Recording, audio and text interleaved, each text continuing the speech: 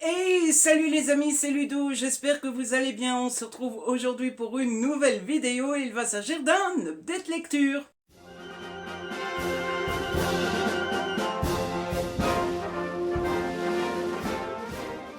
En effet, dois-je vous rappeler l'habitude pour les updates lecture? Je pense que non, mais comme d'habitude, j'ai lu 4 livres et comme d'habitude, je n'attends pas plus longtemps pour vous en parler, histoire que toutes les histoires soient bien fraîches dans ma petite tête, que je n'ai rien oublié, que je puisse vous parler de ces livres de manière assez fidèle et assez complète. On va pas traîner plus longtemps, on va démarrer, histoire que ça ne dure pas trop longtemps. Cette fois-ci, on a je sais pas trop comment on appelle, moi dans ma tête j'appelle ça un document. On a du young adult et on a 2 livres à Harry Potter. Pour le young adult et le document, je vous présente ça ici comme d'habitude dans le décor habituel. Pour les livres Harry Potter, puisqu'il y a pas mal de petites choses et pas mal de petits détails à vous présenter, on changera de décor, je descendrai en bas à mon bureau que vous connaissez tous normalement très bien aussi. Et comme ça, je peux filmer face à la table et comme ça, je peux vous montrer tout ça correctement. Alors, le premier livre dont je vais vous parler, c'est donc un document. Il s'agit de Le Manoir de Morin Picard, histoire de la Maison Blanche aux éditions Perrin. Alors, je pense que je ne dois pas vous faire un dessin. Je pense que vous me connaissez tous assez bien pour savoir pourquoi j'ai eu envie de lire ce livre-là et pourquoi j'ai envie de vous en parler tout simplement. C'est la Maison Blanche. S'il y a bien un symbole parmi les symboles de la politique américaine, c'est bien ce bâtiment-là. Et vous le savez, je suis passionné par la politique américaine. Donc voilà, c'est QFD, ceci explique cela. J'ai beaucoup aimé ce livre-là. Alors, par quoi commencer? Parce qu'il y a pas mal de choses à vous dire. Tout d'abord, je pense qu'on va s'arrêter sur le style, parce que quand on lit ce genre de livre-là, peut-être plus encore que pour n'importe quel autre livre, le style est important. Sur ce genre de livre-là, on tombe vite dans le côté ennuyeux, dans le côté trop explicatif, trop sérieux, on lit 10 pages et puis on en a marre. Eh bien, c'est loin d'être le cas ici. D'abord, les chapitres sont assez courts. Ils doivent faire, j'ai pas compté, mais ils doivent faire allez, 2, 4, 6, 8 pages. Voilà, 8, 10 pages, j'allais dire 10, 12.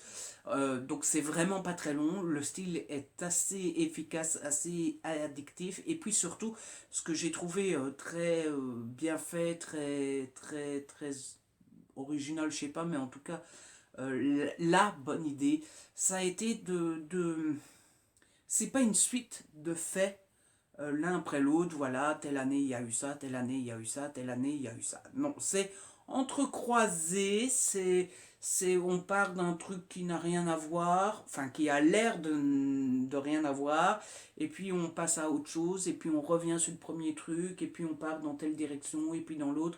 Ce qui fait que c'est pas romancé dans le sens où tout ce qui est raconté est vrai, il n'y a pas de fictif, mais c'est romancé dans le sens où c'est écrit de façon à ce que ça soit pas linéaire, à ce que ça soit pas pauvre, et puis démerdez-vous avec ça. Vous voyez ce que je veux dire? Donc ça, c'est déjà un bon point. Ça permet de le lire sans s'ennuyer, de le lire sans que ça soit gavant, en fait, hein, pour utiliser un terme familier, si je puis dire. C'est, ça permet de vraiment le lire de façon assez récréative tout en apprenant plein de choses. Le deuxième point qui m'a beaucoup marqué dans ce livre-là, c'est que c'est pas l'histoire de la Maison Blanche avec quelques faits sur les hôtes de la Maison Blanche, sur les présidents, parce que forcément on va parler des présidents. J'ai trouvé que c'était plus l'histoire des présidents avec des détails et des faits sur la Maison Blanche.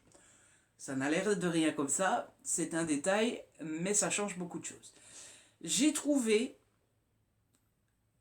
qu'on en apprenait beaucoup sur la Maison Blanche, mais on en apprend tout autant sur les présidents en eux-mêmes. Et du coup, euh, alors c'est très intéressant, on va pas se mentir.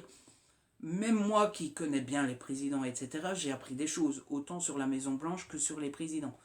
Mais quand on nous vend un livre, histoire et histoire de la Maison Blanche, on s'attend à ce qu'on parle de la Maison Blanche. Et j'ai eu l'impression à certains moments qu'on s'éloignait beaucoup, pas mal en tout cas, du sujet. Par exemple, je vous donne un seul exemple pour pas vous spoiler tout le livre non plus, mais à un moment, l'auteur nous parle de la mort de Lincoln, d'Abraham Lincoln. Alors c'est très intéressant, c'est très bien expliqué, encore une fois c'est super bien fichu. Mais on vous parle en détail de toute la journée où il est mort, de où il a été, de par qui il est mort, enfin de par qui il a été tué, de à quel endroit il a été tué, enfin bref, on nous parle de tout ça. Et ça reste intéressant, encore une fois, je précise, j'insiste là-dessus, c'est hyper intéressant, c'est hyper bien expliqué, etc. Mais la mort de Lincoln n'a rien à voir avec la Maison Blanche. Et même si on fait un parallèle, même si on trouve un fil qui relie les deux, est-ce qu'il faut pour autant raconter toute la journée et tous les détails de la mort de Lincoln pour nous parler de la Maison Blanche? Je trouve que non. Du coup, voilà, à certains moments, je me suis dit, oui, d'accord, mais vous voyez, je trouvais un peu que à certains moments, on était hors sujet. Pour autant, à certains moments, il nous parle de choses qui n'ont rien à voir avec la Maison Blanche et du coup, on se dit, mais enfin, qu'est-ce qui se passe? Et à la fin du chapitre, il raccorde ce qu'il a raconté au début à la Maison Blanche et là on se dit là c'est bien joué, là on n'aurait pas vu le fil dès le début. Donc voilà, tout ça j'ai l'air de dire que c'est un défaut, hein. Non, je trouve juste qu'il faut le savoir dès le départ, ce n'est pas un livre sur la Maison Blanche, c'est un livre sur les présidents et la Maison Blanche. Et voilà, du coup, je sais pas, est-ce que j'ai été déçu ou pas? Je pense pas. Comme je vous le disais, j'ai beaucoup aimé, etc. Mais quand il est marqué histoire et histoire de la Maison Blanche, je trouve qu'il aurait dû être mis histoire de la Maison Blanche et des présidents, ou histoire des présidents à la Maison Blanche. Ou... Ça aurait dû être noté quelque part, quoi. Sinon, voilà, je pense que je vous ai tout raconté, tout ce que j'avais à vous raconter. Il y a, alors c'est tellement complet que dans l'introduction, il y a, alors je sais plus s'ils appellent ça introduction ou prologue ou, ouais, introduction. On vous parle même de comment, de Washington, puisque bah, quand même la Maison Blanche est à Washington, donc on vous parle de la création de Washington, de comment Washington est né, etc., etc., etc., puisque bah, il faut savoir que Washington est une ville qui a été créée expressément pour être la capitale des États-Unis, c'est une ville qui n'existait pas, hein. C'est pas comme si on avait pris une ville comme New York et on avait dit, bah voilà, New York, ça sera la capitale. Non, on a construit Washington expressément pour que ça soit la capitale.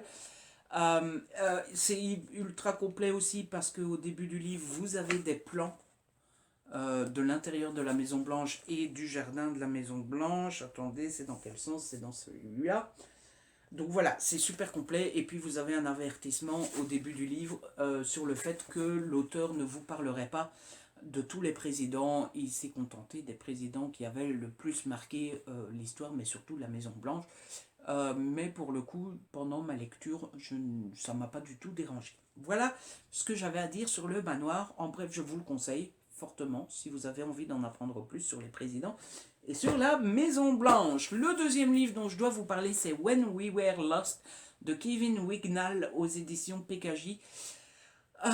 C'est un livre que j'attendais énormément, c'est un livre qui me tentait énormément, c'est un livre que j'avais demandé et pour ma Noël et pour mon anniversaire, on ne me l'avait pas offert et du coup j'ai craqué directement dès que mon anniversaire est passé, hein, j'ai pas attendu, et je l'ai lu dès le départ, enfin dès que je l'ai reçu. Et quelle déception! Mais alors vraiment, grosse déception. Je suis persuadé que ça pourrait plaire, mais alors je pense que moi j'en attendais beaucoup de trop pour aimer ce livre-là. Euh, alors, l'histoire d'abord, c'est assez simple en fait. C'est un groupe de jeunes qui prennent l'avion pour partir pour un voyage scolaire et ils vont s'écraser dans une forêt. Voilà. Les phrases d'accroche, c'est un avion rempli de lycéens s'écrase dans la jungle, qui survivra, qui mourra, qui deviendra un assassin. Voilà. Euh, ça ressemble ça ressemble à Lost, ça ressemble à la fameuse saga de chez Albin Michel que j'aime beaucoup, la Horizon Crash. Ça ressemble à toutes ces histoires-là, toutes des histoires que j'aime beaucoup, et du coup, bah, je m'attendais à beaucoup aimer celui-là, et du coup, j'attendais beaucoup de celui-là, et il souffre de la comparaison avec toutes les autres histoires, et en fait, il y a deux raisons. Soit il est mal fichu, soit il arrive trop tard après tout le monde. Mais il y a un problème. Et je pense personnellement que le problème principal de ce livre-là, c'est il est très plat. Il n'y a pas de, il est très linéaire. Il n'y a pas de surprise. Il est cousu de fil blanc. Il est, il est, il- c'est, c'est bien, mais c'est comme un petit beurre, quoi. Vous voyez, vous mangez un petit beurre, vous n'avez pas de surprise, c'est bien, c'est bon, ça vous plaît, mais vous connaissez déjà, c'est un petit beurre, quoi. C'est le truc le plus classique du monde, le truc que tout le monde connaît, le truc que vous n'avez plus aucune surprise quand vous mordez une dent. Alors c'est très bien, c'est très bon, ça peut vous plaire, mais il n'y a pas de surprise. Ici c'est la même chose. C'est très bien fait, j'ai passé un bon moment, le style est bon, ça se lit super rapidement, en plus il est très court, hein, il fait de 283 pages, hein, donc ça se lit à une vitesse folle. On a toute cette ambiance de forêt, on a toute cette ambiance alors on nous dit pas que c'est dans l'Amazonie, mais c'est style Amazonie. On a toute cette... D'ailleurs, c'est ce qui fait tenir jusqu'au bout, toute cette peur qu'il leur arrive quelque chose, toute cette peur qui va mourir, qui va arriver jusqu'au bout, il y a tout ce côté jeunes qui sont déjà bien adultes et qui prennent les choses en main, et jeunes qui sont complètement cons et qui se pensent plus intelligents que tous les autres, et qui font plus de mal au groupe qu'autre chose. Donc il y a des choses, il se passe des choses, mais sans jamais aucun... J'ai jamais ressenti cette... Comment vous dire, cette étincelle de... Oh, vous voyez, oh là là, non, c'est on sait à l'avance ce qui va arriver, on sait comment ça va finir. Voilà. Alors, est-ce que je suis passé complètement à côté? Est-ce qu'il est réellement mal fait? Est-ce que je me fais une idée? Est-ce que j'avais trop d'attentes? Est-ce que je... Je sais pas. Je sais pas, mais pour moi, selon moi, non. Voilà. Je- j'ai envie de dire quelque chose de très méchant. J'espère que l'auteur, c'est un auteur, ne passera pas par là. Je trouve pas beaucoup d'intérêt à ce livre. Voilà, je suis désolé. C'est des jeunes qui se crachent, qui a deux trois embûches sur leur chemin et qui terminent leur aventure. Voilà, il m'a manqué ce truc, quoi. Quand tu fais quelque chose dans une forêt avec des survivants, il faut qu'il y ait un gros méchant qui bute tout le monde, ou il faut des trucs surnaturels, ou il faut quelque chose de fort, quoi. Tu peux pas te contenter d'un groupe de jeunes avec deux trois gars qui meurent, la peur de pas avoir assez à manger et la peur de pas avoir assez soif, quoi. C'est pas assez, il faut autre chose. Et j'ai pas eu ce autre chose, et grosse déception. Voilà, malheureusement. Et du coup, je vous laisse ici avec ce décor. On se retrouve dans mon salon et on va parler Harry Potter. Et me revoici donc, les amis, comme prévu, à mon bureau. Pourquoi je vous retrouve ici? Eh bien, comme je vous l'ai dit, j'ai deux petits livres Harry Potter à vous présenter. Et comme il y a pas mal de choses à vous montrer, qu'il faut vous montrer l'intérieur, etc., etc., je préfère vous retrouver ici, à mon bureau. Normalement, vous connaissez déjà bien le décor, Pourquoi je préfère le faire ici? Eh bien, tout simplement parce qu'à mon bureau, j'ai une grande table avec plein de place, ce qui me permet de vous montrer tout correctement, dans les moindres détails surtout, et en n'ayant pas peur d'abîmer les livres. Donc, ce que je vais faire, c'est que je vais tourner la caméra face à la table, et comme ça, je peux tout vous montrer correctement. Donc, le premier livre que je vais vous présenter, c'est celui-ci, c'est Harry Potter et la Coupe de Feu en version 20 ans, donc aux éditions Gallimard Jeunesse, qui est sorti le 21 janvier dernier. Alors, pour ce qui est de l'histoire, je pense que vous la connaissez tous, c'est le 4e tome des aventures d'Harry Potter. Vous savez, le 4e tome où il va y avoir le tournoi des 3 sorciers, tournoi auquel normalement Harry Potter ne peut pas participer parce qu'il est trop jeune et que c'est trop dangereux pour lui, et que pour une raison qu'on connaît tous maintenant, mais qu'on n'est pas censé connaître au début du tome, il va se retrouver obligé de participer. Voilà, je ne vais pas traîner plus longtemps que ça sur l'histoire en elle-même de ce 4e tome. L'intérêt de cette vidéo, c'est surtout de vous montrer, de vous présenter l'objet livre, parce que, eh bien, encore une fois, Gallimard Jeunesse a complètement géré l'objet livre, est juste magnifique. Alors, comme d'habitude, vous avez la jaquette, hein, je pense qu'en anglais on dit une dust jacket, qui fait forcément tout le tour, hein, c'est un peu le principe d'une dust jacket, hein, voilà, vous avez le dos ici et la 4e de couverture qui se présente de cette façon-là. Vous avez, comme d'habitude, on a droit au petit hardback qui, selon moi, si je peux me permettre une petite critique, est peut-être le point faible de ce genre de vidéo, qui est peut-être le point faible de ce genre d'objet. Hein. Je trouve qu'ils auraient dû faire autre chose que du bête noir comme ça, ou en tout cas mettre une petite figurine une petite image en relief ou un truc comme ça, mais enfin bon, on peut pas tout avoir non plus, hein, mes petits gens. Et comme d'habitude, eh bien, vous avez cette magnifique tranche. Alors moi, évidemment, c'est la version Gryffondor, hein, parce que je suis Gryffondor, mais évidemment, les couleurs de la tranche changent selon votre maison, tout comme la couleur de la couverture, évidemment.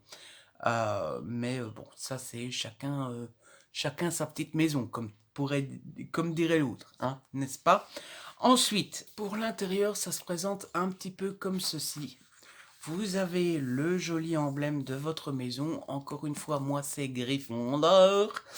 Vous avez une jolie page de garde comme ceci, et la Coupe de Feu, édition collector 20e anniversaire. Voilà. Et ensuite, vous avez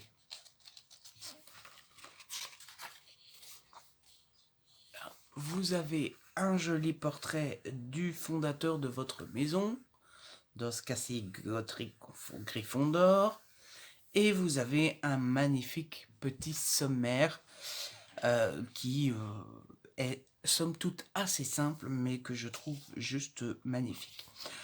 Ensuite, pour ce qui est des du petit contenu bonus, si je puis dire, vous avez une petite introduction avec ce qui va se passer dans ce 4e tome et comment les qualités de votre maison, hein, par exemple, Gryffondor, vous savez, c'est courage, bravoure et détermination, vont aider les héros de votre maison à passer cette 4e année. Et vous avez une magnifique carte. Voilà, les cartes dans les livres, je pense qu'on est beaucoup à trouver ça juste somptueux. Ensuite, vous avez le contenu habituel, le texte normal d'Harry Potter, avec à chaque fois une belle présentation au début des chapitres, hein, avec les petites étoiles et tout ça, c'est juste magnifique. Et voilà, c'est le texte normal d'Harry Potter et la Coupe de Feu. Mais, il y a encore du bonus à la fin du roman, puisque vous avez un petit emblème comme ceci. Et puis, alors, c'est dans la version Gryffondor, encore une fois. Je ne sais pas dans les autres versions.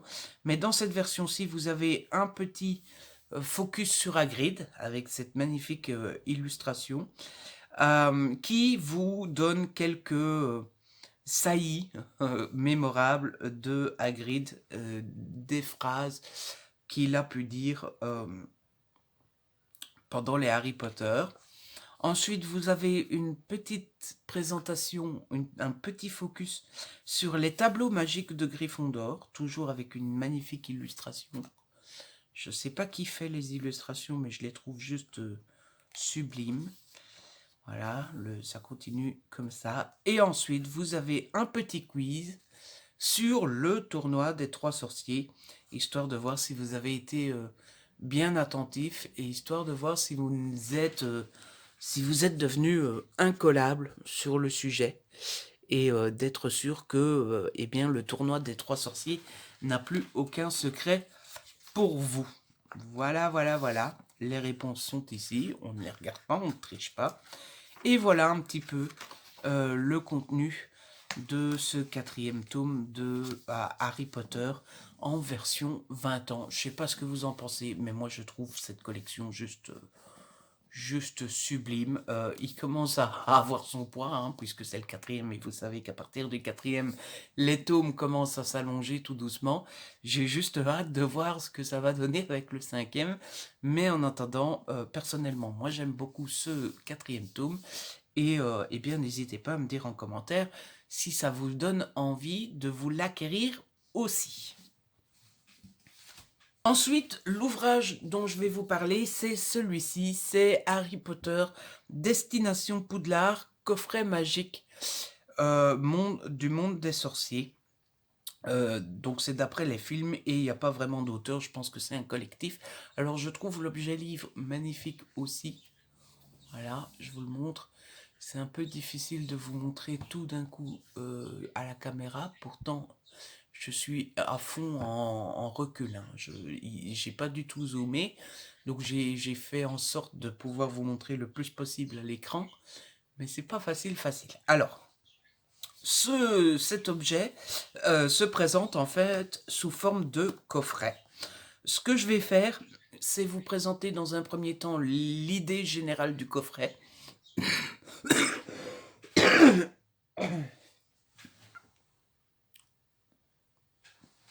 Vous présenter comment il se présente, etc., etc.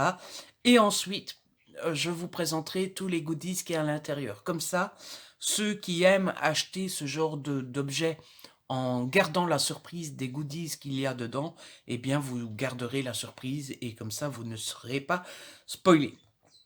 Donc, ça se présente sous forme de coffret avec une petite présentation du pourquoi, du comment du coffret, hein, ce que les éditions Gallimard ont eu comme objectif en créant ce coffret, si je puis dire. Et voilà comment ça se présente. Voilà, voilà, voilà. Donc, vous avez embarquement immédiat pour Poudlard. Une petite introduction ici. Je suis désolé pour les reflets, je fais ce que je peux. Et en fait, tout le reste du livre se déplie un peu comme un accordéon. Voilà, vous voyez? Ça se déplie comme ceci. Et tout le but du livre, c'est de vous parler un petit peu de non seulement le Poudlard Express, mais aussi de la rentrée scolaire à Poudlard. Donc vous avez l'explication de comment on va à la voie 9 3/4. Vous avez un petit focus sur le chariot de gourmandise Onéduc. Vous avez une petite mise en avant du saule pleureur et de la forte Anglia. Vous avez un petit focus. Sur les animaux, parce que quand on est un nouvel élève, on a le droit d'amener un nouvel animal. Donc vous avez Croutard pour Ron, vous avez Trevor pour Neville, Patenron pour Hermione, Edwidge pour Harry Potter, et enfin un petit focus sur les détraqueurs, ces saloperies de bestioles qui font du mal à tout le monde, hein, voilà, mais qui sont nécessaires, hein. On est bien d'accord qu'il faut des méchants pour garder les méchants. Et ensuite, de l'autre côté, eh bien, de l'autre côté, c'est le même principe, ça se déplie. Alors, vous avez un petit focus sur la coupe. Est-ce que je suis bien dans le champ? Oui. Sur la coupe des 4 maisons, vous voyez. Avouez que ça aurait été difficile de vous présenter ça dans ma chambre. J'ai bien fait de venir au bureau. Donc voilà, j'essaie de vous montrer tout correctement dans le champ, mais c'est pas facile, hein, les amis. Donc vous avez un focus sur la coupe des 4 maisons, un petit focus sur la cérémonie du choix-peau, un petit focus sur les livres de la bibliothèque de Poudlard et un petit focus sur Luna et sur un petit peu ses fantaisies, si je puis dire. Voilà un peu le concept du livre, comment il se présente et comment il se présente et ce qu'il vous raconte. Maintenant, on va faire le tour un peu des goodies, puisque, alors, à vous de juger si tout ce que je viens de vous montrer et vous présenter vous intéresse, mais selon moi, personnellement, je trouve que le vrai gros intérêt de ce coffret, ce sont les goodies, et je vais vous présenter un petit peu ce qu'on nous propose dans ce livre-objet. Alors, ici, vous avez 3 goodies déjà. Vous avez tout d'abord un ticket pour le Poudlard Express, un ticket plateforme 9 3/4, London to Hogwarts, for one way travel, hein, voilà, qui est somme toute assez joli. Ça donne très envie de l'encadrer, etc. Vous avez un petit stickers avec l'emblème, l'écusson, si je puis dire, je ne sais plus comment on appelle ça, mais de Poudlard. Et vous avez un petit carnet de voyage 9 3/4 qui vous permet de pouvoir noter vos petits souvenirs de voyage, de noter vos tickets, vos tickets d'entrée, vos billets de train, etc., etc. Voilà pour ce qui est des premiers goodies que je trouve déjà assez sympatoches, personnellement. Ensuite, vous avez un magnifique petit crayon 9 3/4 que je trouve très joli aussi. Et vous avez dans cette petite enveloppe les traditionnels, j'ai envie de dire, hein, les lettres d'admission à Poudlard envoyées à Harry Potter. Voilà. Avec la petite liste des ouvrages, des ingrédients et des objets qu'il faut ramener pour la rentrée. Voilà, je trouve ça toujours très sympatoche. À chaque fois que je tombe sur ce goodies là, je dis que je vais l'encadrer et je ne le fais jamais. Donc il faudrait bien que je le fasse un jour. Et vous avez aussi une petite carte bien sympatoche de Poudlard. Voilà. Je sais pas ce que vous en pensez, moi je trouve ça très joli.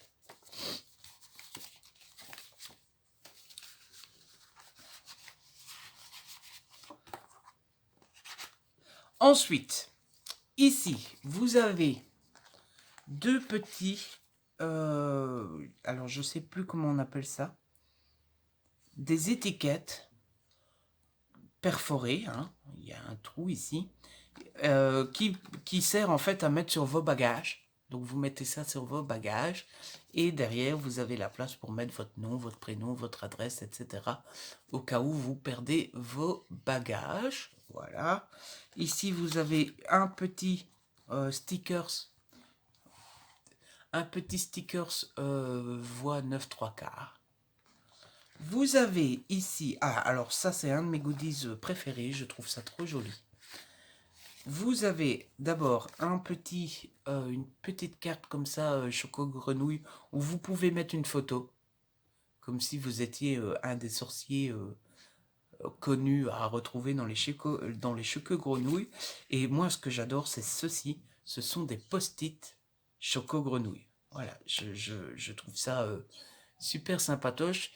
Le problème c'est toujours la même chose, c'est est-ce qu'on va oser les utiliser? Parce que on ne le retrouve que dans ce coffret là, hein. Et donc une fois que... Ah, il y a la police. Non, l'ambulance. Le problème, c'est toujours la même chose. Hein. Une fois que vous aurez utilisé ces post-it-là, il n'y en a plus. Ou alors, il faut racheter le coffret. Vous avez une petite règle en forme de saule pleureur, de saule cogneur. Vous avez des petits stickers avec Edwidge, Croutard, Pâton rond et Fume sec. Et vous avez des petites cartes, des cartes de... On n'appelle pas ça des cartes de vœux, des cartes postales. Voilà, des petites cartes postales très jolies avec eh bien, la fameuse scène des trackers. Je suis désolé pour les reflets. J'espère que vous voyez tout de même un petit peu... voyez, voilà. Ça, c'est pour la première, le premier côté du livre. De l'autre côté, vous avez droit à ceci.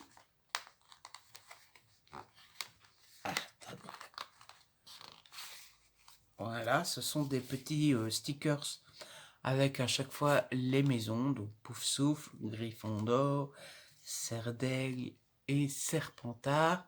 Et vous avez à chaque fois une présentation des directeurs des maisons. Donc Chourave pour Poufsouffle, McGonagall pour Gryffondor, Flitwick pour Serre d'Aigle et Rogue pour Serpentard. Voilà. N'hésitez pas à me dire en commentaire si vous aimez bien les goodies, etc. Moi, je les aime beaucoup. Ici, c'est pas vraiment un goodies, c'est juste une présentation des différents élèves dans les différentes maisons. Ici, on a droit à des couvertures de livres. Voilà. Voyez les différents livres qu'on peut retrouver à Poudlard. L'histoire de la magie, les contes de Biddle le Barde. Voyez un peu le genre. Ça, vous pouvez faire semblant de lire les livres de Poudlard. Et enfin, ici, vous avez droit aux fameuses lunettes de Luna Lovegood. Je vais essayer de vous les montrer en détail sans les abîmer.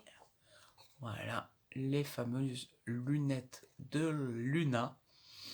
Et alors, il y a un tour qui se passe ici, mais est-ce que ça marche à la caméra?